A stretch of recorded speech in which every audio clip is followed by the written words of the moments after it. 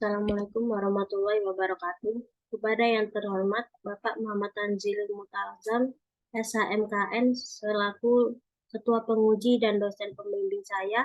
Kepada yang terhormat Ibu Emi Rosnawati, SHMH, selaku dosen penguji 1.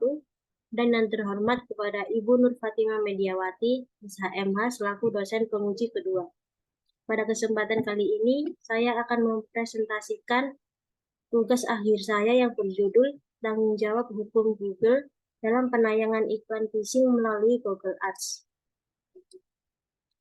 Phishing termasuk dalam tindak kejahatan elektronik berupa penipuan.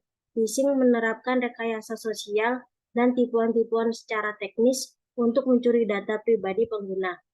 Aktivitas phishing bertujuan untuk memancing pengguna internet agar memberikan informasi pribadi yang dimilikinya tanpa disadari oleh calon korban.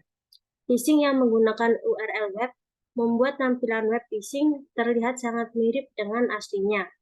Pengguna yang tidak teliti ketika melakukan akses pada web tersebut akan menjadi korban, serta data pribadinya dapat dicuri oleh pihak pembuat link web phishing tersebut.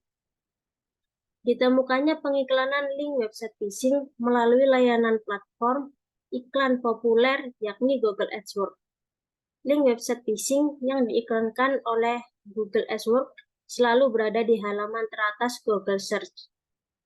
Kemudian untuk pertanyaan penelitian, yakni apakah Google AdWords telah melakukan filter pada iklan-iklan yang sudah diajukan dan akan ditayangkan pada layanan pengiklanannya. Kedua, apakah Google sebagai penyedia platform iklan Google AdWords dapat dipidana karena iklan phishing yang muncul dalam layanan pengiklanannya.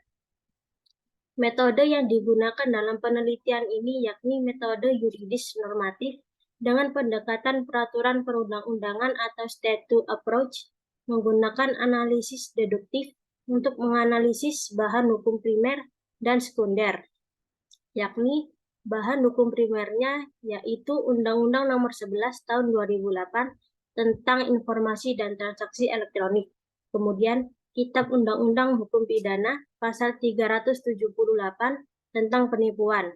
Lalu Undang-Undang Republik Indonesia Nomor 27 Tahun 2022 tentang Perlindungan Data Pribadi dan Etika Pariwara Indonesia Amandemen ke 2020.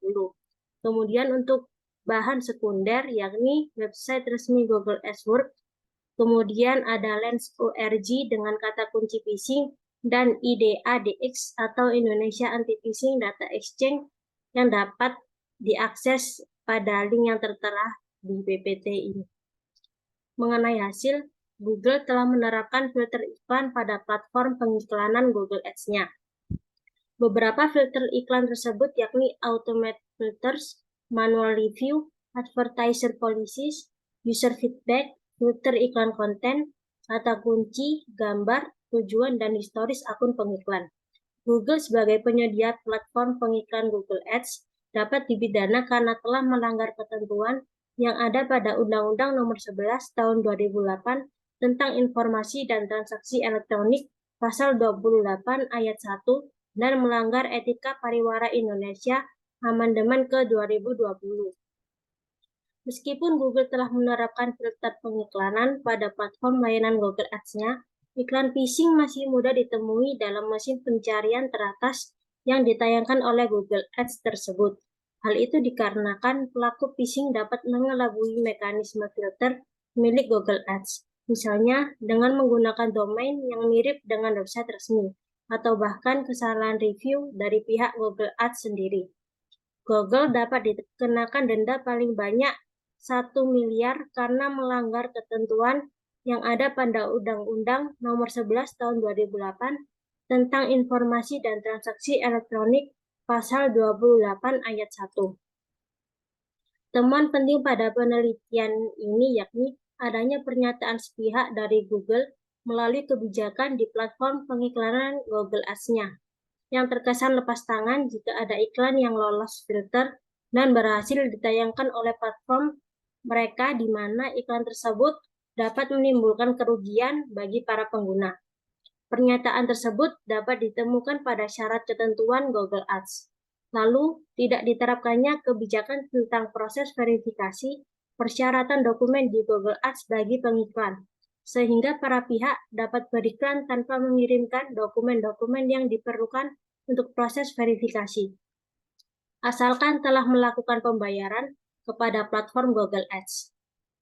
Manfaat penelitian yakni hasil penelitian ini memberikan pengetahuan tambahan tentang akibat hukum dan pertanggungjawaban pada platform pengiklanan yang menayangkan iklan phishing, serta menyediakan informasi agar masyarakat lebih berhati-hati ketika melakukan kegiatan pada media internet sehingga tidak terjebak pada tindak kejahatan, penipuan, dan terhindar dari kejahatan cyber terutama phishing.